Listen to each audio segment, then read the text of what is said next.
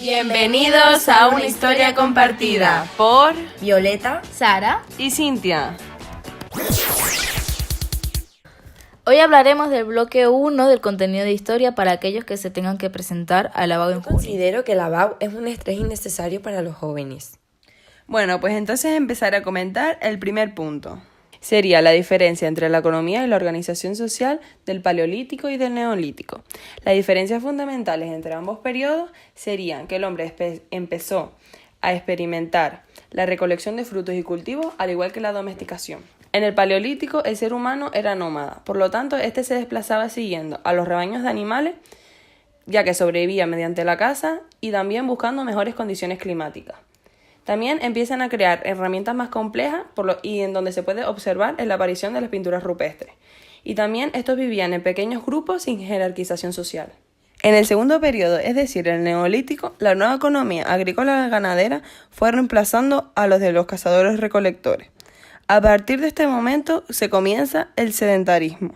En la península ibérica, la ganadería fue la actividad predominante, por lo tanto, se desarrollaron útiles específicos para estas tareas. También aparecieron las civilizaciones fluviales, que le aportaban al hombre todo lo que él necesitaba. También he de decir que los asentamientos del Neolítico se inician en cuevas y que el crecimiento económico y la diversidad de las actividades que el hombre desarrolló le permitieron pensar en expandir su sociedad y colonizar las dos mesetas y el noroeste de la península. El cambio principal que podemos destacar desde el periodo del Paleolítico al Neolítico fue la aparición de la cerámica, que fue primordial para la cocción de los alimentos y para su conservación. También se me había olvidado decir que apareció la pintura levantina. ¿Y de qué están hechas las herramientas de aquellas épocas? A eso iban, ya que iba a hablar del avance en el conocimiento de las técnicas metalúrgicas y sus repercusiones. El primero en utilizarse fue el cobre, ya que este, una vez fundido, tenía una gran utilidad para la fabricación de armas. Más tarde se realizó una combinación con el estaño y se logró el bronce, que era más duro y resistente que el cobre y por lo tanto era superior. Finalmente, el hierro era el protagonista. ¿Cómo decirlo? Tenía una gran utilización, ya que marca la superioridad militar y la tecnología de una sociedad sobre otra. Muchas gracias, Cintia, por tu aportación. Ahora proseguiría yo con el segundo punto de contenido que se basa en el reino de Tartesos, el cual alcanzó su máximo esplendor entre los siglos 8 y 6 a.C. y se encontraba en Andalucía occidental. Su economía se sustentaba en la minería, la ganadería y las actividades metalúrgicas del bronce.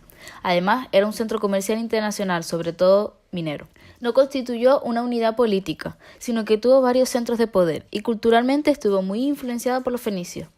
A partir del siglo VI a.C., por factores externos como el creciente poder de Cartago o la sustitución del bronce por el hierro, aunque también hubieron factores internos como el agotamiento de las minas, provocaron su decadencia y desaparición como tal. Sara, perdón por interrumpirte, pero ¿cómo sabemos de su existencia? Pues a ver, hay algunas fuentes como los estudios de los historiadores griegos, los escasos restos arqueológicos hallados como el santuario de Carambolo de Sevilla o tumbas como algunos necrópolis. Ahora pasaría a explicar las diferencias entre las áreas celtas e ibéricas. Los íberos estaban más desarrollados que los celtas. Estos últimos, según los romanos, eran pueblos primitivos como consecuencia de no contactar directamente con los pueblos colonizadores, aunque fueron los que trajeron el uso del hierro a la península. Desarrollaron una economía basada en la agricultura y la ganadería. Trabajaban en la fabricación de armas e instrumentos de hierro y bronce. Hablaban un idioma indoeuropeo y no conocían la moneda ni la escritura, por su falta de conocimiento. Su sociedad se organizaba en clanes unidos por lazos familiares y formaban tribus. En las tribus había cierta jerarquización social, con predominio en el grupo de los guerreros. Por su parte, los íberos, posiblemente por tener una mayor relación con los pueblos colonizadores mediterráneos, es decir, los fenicios, los griegos y los cartagineses, conocieron un mayor desarrollo económico y cultural. Los íberos desarrollaron una importante actividad comercial y llegaron a establecer hasta relaciones comerciales con los pueblos colonizadores, llegando hasta acuñar moneda. Su organización política estaba bastante desarrollada, debido a la influencia del modelo de ciudad-estado traído por fenicios y griegos, obviamente. El desarrollo cultural íbero fue destacable. Su principal elemento cultural son la escritura, la religión y el arte, por una funcionalidad principalmente religiosa y funeraria. Por ejemplo, la Dama de Baza. Voy a continuar con la romanización, pero antes debo pedir disculpas por mi estado de voz. La romanización es el proceso histórico mediante el cual la población indígena de Hispania, íberos, celtas y celtiberos, asimilaron los modelos de vida romanos. La romanización fue un proceso impuesto por conquistadores, pero también contó con el apoyo de las élites locales, interesadas en integrarse en el Imperio Romano para no perder sus privilegios. Y, por cierto, ¿cómo se lleva a cabo este proceso de romanización? Porque la verdad es que el tema me interesó bastante. Pues mira, Sara, el primer medio fue la extensión de la vida urbana, ya que allá donde esta no existía se crearon nuevas ciudades según el modelo romano. Violeta, tienes un poco de voz de Manolo.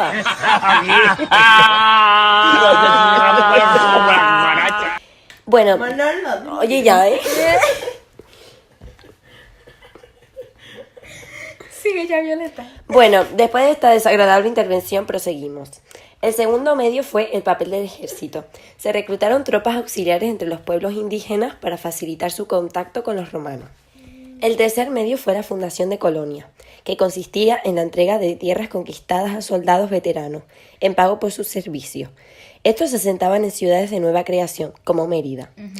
El cuarto medio fue el derecho a la cultura y la religión. Los romanos introdujeron progresivamente su lengua.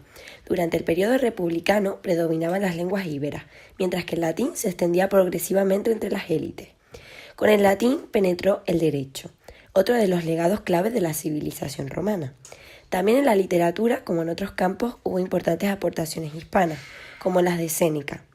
Respecto a la religión, los romanos implantaron sus cultos cívicos, pero supieron aceptar muchos de los cultos ibéricos. El último punto sería la concesión de la ciudadanía romana a los indígenas. La obtención del título de ciudadano romano suponía gozar de numerosos derechos y privilegios, por lo que su concesión se usó como reclamo para facilitar la dominación romana. El siguiente punto que voy a explicar, como dijo anteriormente mi compañera Sara, refiriéndose a los celtas, es sobre el ritmo y el grado de romanización de los diferentes territorios. La romanización fue un proceso lento y desigual. Fue intensa en el nordeste, como Cataluña y el Valle del Ebro, y en el sur, como Andalucía, y fue menos profunda en el norte, de Galicia a Cádiz. Violeta, ¿vas a explicar las pervivencias culturales y artísticas del legado romano en la España actual? Pues Cintia, la cultura romana tuvo un carácter eminentemente práctico y por ello fueron grandes ingenieros y grandes constructores de obras públicas. En la península podemos destacar los siguientes ejemplos, como los acueductos del Segovia, las murallas como las de Lugo y múltiples puentes como el de Alcántara.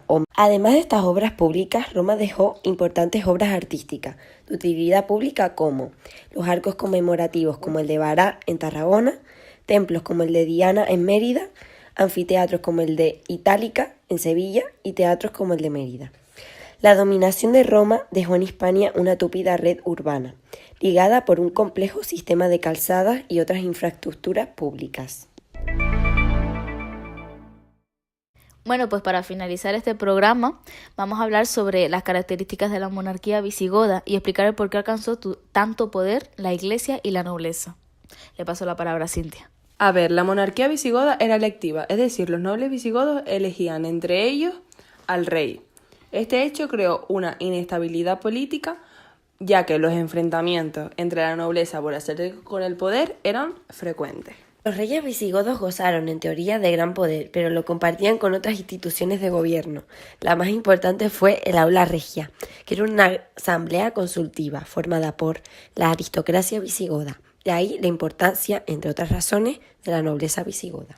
Por último, yo voy a añadir que a partir de la unificación religiosa del rey Recaredo, que pasó de ser arriano a católico, se creó otra institución de gobierno que le concedería la gran importancia a la Iglesia, como los concilios de Toledo. En conclusión, durante el programa hemos hablado sobre las diferencias entre las etapas de la prehistoria con sus diferentes características y avances y los progresos de las técnicas metalúrgicas.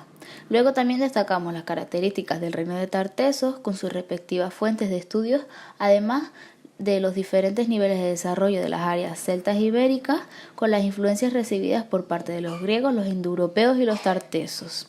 Después, Violeta mencionó el concepto de romanización, con sus procesos de conquista y su grado en los diferentes territorios.